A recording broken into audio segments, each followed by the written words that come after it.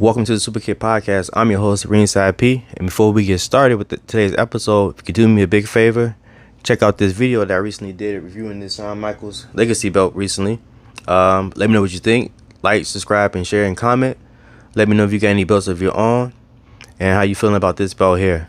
Let's get into today's show. I'm gonna say that it's Yeet season, man. Like, Jey Uso is completely on fire right now. He doesn't have a title, but he's getting a big push, and I believe rightfully so.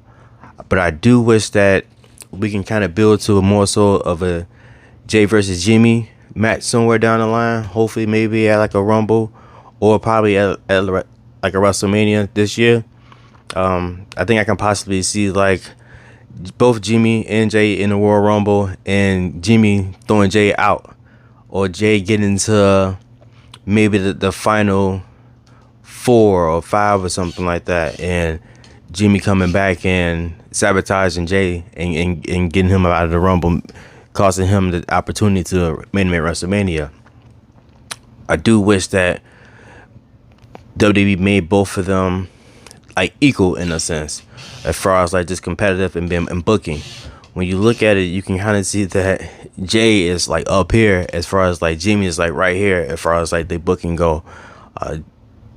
Jimmy takes more of like the bumps, and he's getting finishes done to RKOs and attitude adjustments and whatnot, and BTFs. And and Jey, whereas he's going up against like Drew McIntyre, and he's taking Claymore kicks and taking some losses, but the losses that he's taken isn't so devastating as opposed to Jimmy Uso. And even with Jey still taking losses, he still is that quote unquote main event Jey Uso. Recently he just had a match with Seth Rollins. Jimmy isn't getting that type of attention like Jey is, and so I wish that it would be like equal. Like these two guys together are one of the greatest tag teams ever in the WWE, and then you separate them, and it's almost like they are C-level wrestlers when you try to book them like that. And that's just not the case for both of them. Both of them are highly competitive. They're very, got all the skills they needed to be a WWE superstar, and maybe they might not be to the level of Roman or Seth, or with CM Punk being back or whatnot. But these guys do every night, put it all out there for the crowd and for the fans or whatnot. And even still, like, you still see that Jey has the merchandise. Jimmy recently had the Yeet, no Yeet, and I remember when I met him, I said, "Man, you need some merchandise," and he said he was working on it. And maybe it'd probably be dope to have if Jey has the Yeet shirt, Jimmy has a no Yeet shirt, or a Yeet on the front and no Yeet on the back. Just to try to rival Jey, and then also build to hopefully a feud between the two brothers. Like, I think they had mentioned before that probably like a dream match between the both of them, to have a match like that, and it would just make more sense. Jimmy had cost Jey the Undisputed Universal title back at SummerSlam recently, was super kicking him, and then also cost him the tag team championships recently against the Judgment Day.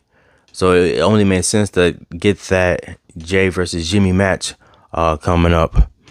Like I say, also just wish that, like I said, I wish he had more merch, Jimmy, for us that better booking and just better matches. Put Jimmy in some of those one-on-one matches that actually show how great of a wrestler that Jimmy is. Like Jey's getting that opportunity. Like say he had a phenomenal match against Seth Rollins recently on Monday Night Raw. At the end of the night, he didn't win, but it was still a phenomenal match, and it allows the fans to see Jey as a great competitor and a great wrestler and show off his skills or whatnot. Yeah, man, I just hope that they build to that, something like that, hopefully to a WrestleMania, a Jey versus Jimmy, Uso versus Uso type of deal. Another thing I wish that WWE would do was similar to AEW, is bring back win-loss records. I kind of think that's kind of dope, especially with this whole merger, or was being bought out by TKO. and they had like this kind of affiliation with the UFC.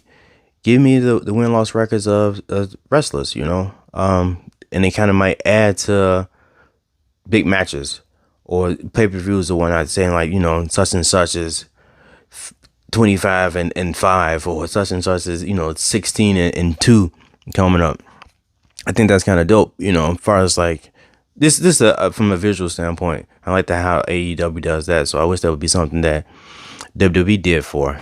I think it would just add more to matches coming up and whatnot.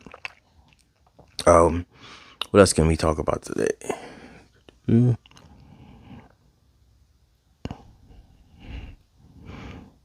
So I know I was talking about Jay and Jimmy Uso, the Usos. I wish there would be more emphasis on tag team wrestling. Like, we got tag teams and they wrestle or whatnot, but tag team wrestling don't really get the shine like it should get. And it's like the tag team title was just on the line at this past year's WrestleMania. And you had, let's say, once again, you had the Usos, who had a record-breaking run as tag team champions, to lose to Kevin Owens and Sami Zayn, of two individuals who aren't really, booked as a tag team. They're two great wrestlers, and they put them together. But you came up against, supposed to be arguably one of the best tag teams, and then that was it.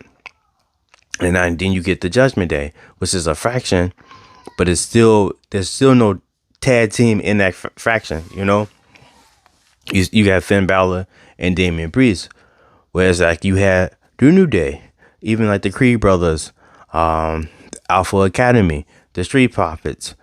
I know I'm missing some other people or whatnot, but you actually got actual solid tag teams, and I always kind of feel like maybe the tag team champions should be actual tag team, and vice versa. Even on the women's, like, you get all these different phenomenal women superstars, and it seems like this storyline is just being in limbo. And whereas you had like the tag team champions with Chelsea Green and Piper Niven, and I know they got some type of like little small storyline or whatnot, and I think they're gonna probably go against Katana and Kaden. But I wish they would just do more with those titles. Have them go to different brands, NXT, make them defend more, show off these tag team championships, women tag team championships, and also give these other women superstars opportunity to shine on TV, because they only really have two main women champions. You got the women's championship, and then the other women's championship on other brand on Raw and SmackDown, and then also NXT women's champion. But maybe throw in an extra championship just for the women, so the women that they aren't in like the main storylines or into the main, going for the main championship, they have another belt they can go for weekly. They can be defended weekly, and I say give more opportunity to these different superstars. The show is so many different layers to the show, and I can see how it's hard for different people to get opportunity to shine and get their just due properly, because I know there's a lot of phenomenal talent there, and maybe adding another championship would give those other talented women the opportunity to shine and get the just due that they deserve to get. Nia Jax is back. She's dominating. She's squashing women. I think she might be undefeated right now in singles competition now that she's been back. I'm eager to see what they are planning to do with her. It seems like they're building her up to be the irresistible force again and to just be unstoppable. I think this might be the opportunity that as they build up Nia Jax to be like this, this heel that can't be stopped. I don't see her facing Rhea Ripley anytime soon for a championship, because heel versus heel, even though you kind of argue, is Rhea really a heel because she's so popular? But I think I can see them build Nia Jax up, and then now you really introduce Jade Cargill into the WWE main roster, and you got these two phenomenal athletes going against one another. So that'd be nice to see if they can kind of do that, introducing Jade into the fold with everything with Nia Jax and whatnot. Because I'm not really seeing anyone beat Nia Jax, even though I think she coming up pretty soon. They're gonna have her and Becky, do some stuff. I think I don't want to see Becky beat Nia because I think they need to build up Nia more, but more than likely it might probably happen that way. But they introduced Jade Cargill, that they signed her, and it's been a minute, and I hope that when they actually debut her, that she's going to be phenomenal, and they're gonna use her in the right manner, and she's gonna just be, she has an amazing physique, and just to be able to see her in the ring and in great matches. I mean, off the top, I think Triple H said, like, you can probably think of at least 5 other competitors you like to see her go up against when she actually starts to wrestle in WWE. So like I said, I'm definitely looking forward for her to come in there and start wrecking some, doing some things. And I think Nia Jax would be a good first opponent for Jade Cargill to really solidify her as a WWE superstar. So as most of us saw recently, Shinsuke Nakamura has been talking about Cody Rhodes this whole time. So we got a good program between Cody and Shinsuke coming up. I was surprised that they're gonna have a match actually on Raw. I thought that would have been something they might have pushed or held off to like a live event. I don't think there's any live events for December. I think I think the next live event might be the Rumble, because they haven't really advertised anything for December, which is weird. But it's strange to see that Cody be into a rivalry and it just be strictly on just regular TV or regular Monday Night Raw or whatnot. I'm not really seeing Cody win the Royal Rumble, even though he, threw himself into that. And I don't see how his story is going to be finished this year or next year. You know what I mean?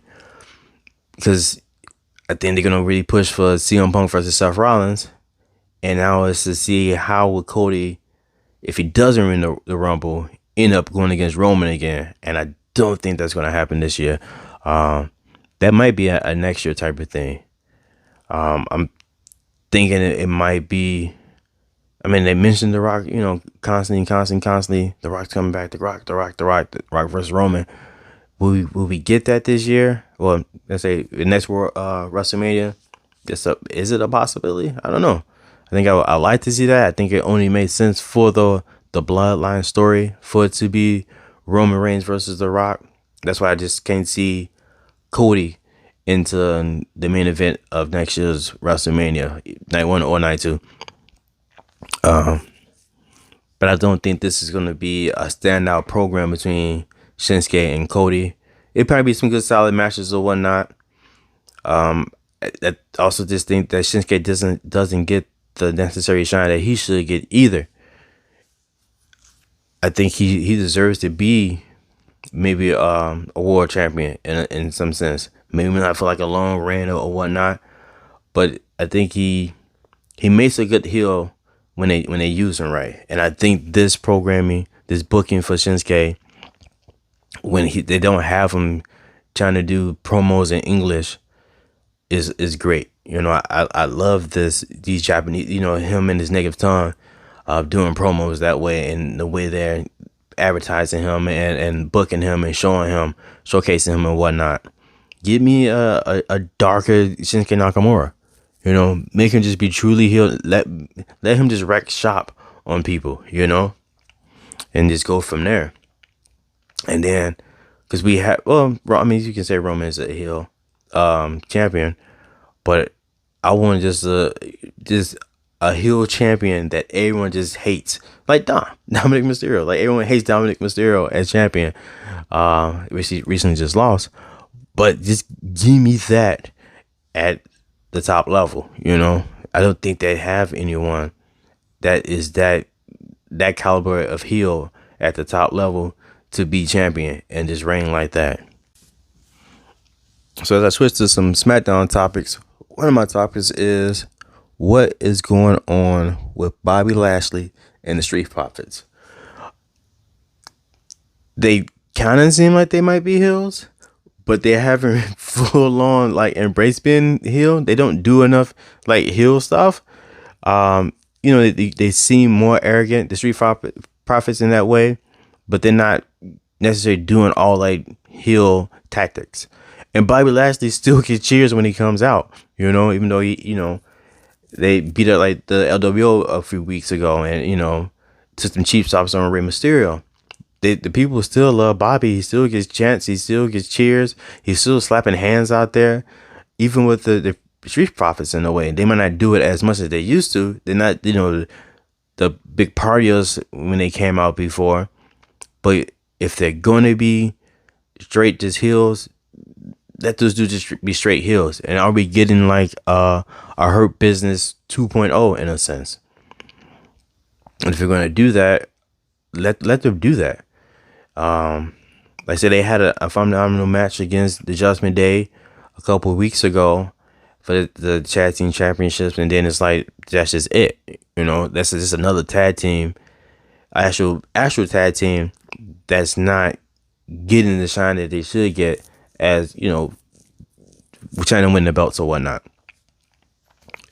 Put the belts on tag teams, actual tag teams, not like two wrestlers put together. I don't think it's right that way. Or they have, if you are going to do it, not have it be for like this such a long run. I get it. It might be in the sense for a bigger storyline or whatnot, but I feel like for the sake of tag team wrestling and tag teams, those tag teams need to be having a belt to go for. And also, what would the name be for Bobby Lashley and the Street Profits? They haven't really came up with a name.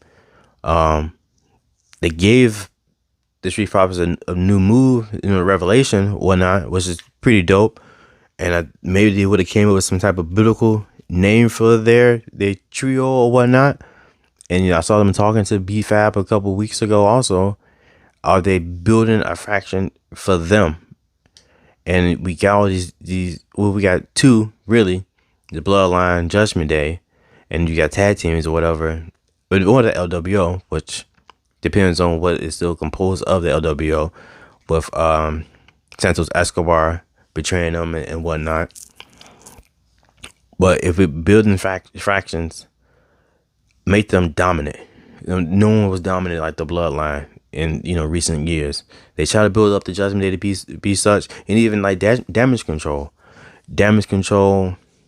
I didn't like how War Game end for the two fractions that supposed to be so dominant. They both of them lost. The Judgment Day lost and Damage Control lost against other superstars that weren't a team. A bunch of individuals. It was like the Avengers assembling that before they became the Avengers. It's like the Avengers won and they should have been getting whooped or whatnot. You can't. I don't feel like you can have fractions and they lose or get beaten by individuals so easily. It always makes it seem like, what's the point of having an actual group if this group is just gonna lose matches constantly? Or I want to show them being dominant, show them individually being dominant to where they don't necessarily have to do dirty tactics to win matches. It might necessarily have to be clean matches all the time. But let them show off that this is a reason why they people call them they're the top of the WWE, or they're the best faction in a long time, or they're just unstoppable. You can't use those words when you get they're unstoppable. So I mentioned Santos Escobar, and I like how they're booking him. Like he defeated Dragon Lee recently, and he's in this United States Championship competition or whatever you want to call it. I don't think he's gonna win that, but it's almost seemed like they kind of built him because he has that swagger about him and that persona about him that kind of reminds me of Alberto Del Rio in a sense. He has the nice suits. He talks well for himself and whatnot, and he's just a phenomenal athlete in general. So it's good to see if he's gonna be the heel counterpart to Rey Mysterio. I like how they built him up. I think WWE is doing pretty right by him currently.